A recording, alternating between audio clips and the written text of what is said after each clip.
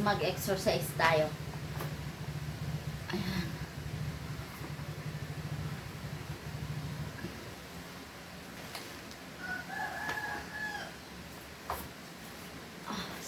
Sakit.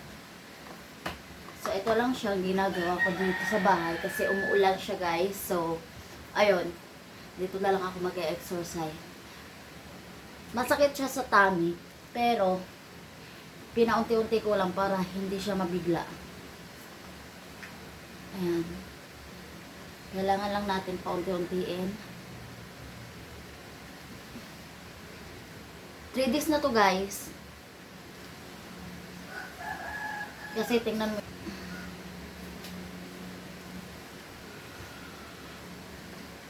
Kailangan lang natin na exercise. Limbo ko.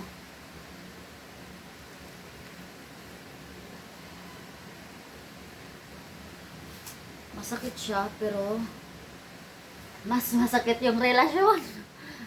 Kailangan natin to.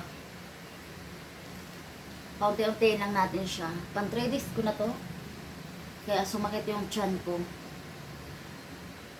Effective. So, ganito lang naman siya.